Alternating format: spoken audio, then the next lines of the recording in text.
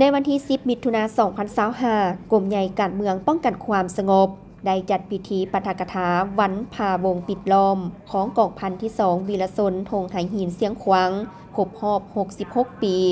วีรกรรมต้นคูกอย่างมหัศจรรย์ของบรรดาผู้นำของภาคแนวหลังหักชาติครบรอบ 65 ปี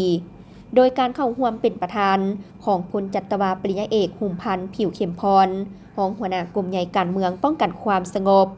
มีบรรดาคณะพรรคคณะบรรษานายตำรวจนักแรงจากบรรดากรมห้องวิทยาลัยโรงเรียนอ้อมข้างกรมใหญ่การเมืองป้องกันความสงบเข้าร่วม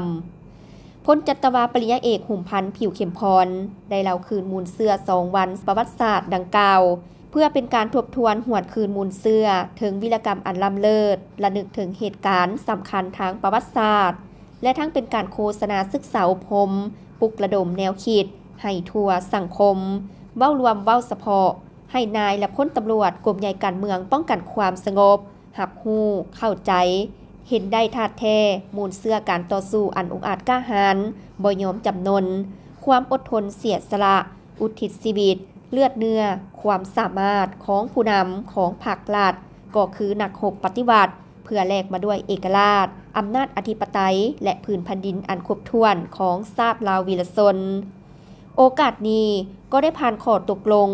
ว่าด้วยการมอบใบยั่งยืนให้หน่วยภาคที่ได้รับเป็นหน่วยภาคปลอดภัยเข้มแข็งนักแน่นมีจำนวน20หน่วยภาคที่ขึ้นกับกรมใหญ่การเมืองกระทรวงป้องกันความสงบในโอกาสดังกล่าวในพิธียังได้ผ่านข้อตกลงว่าด้วยการแต่งตั้งนายตำรวจขั้นกรมในนี้ได้แต่งตั้งสหายพันเอกนางจันทีเนาวราชเป็นหัวหน้ากรมประกันสังคมกรมใหญ่การเมืองส่วนห้องที่มีอยู่แล้วแม่นรักษาไว้คือเก่า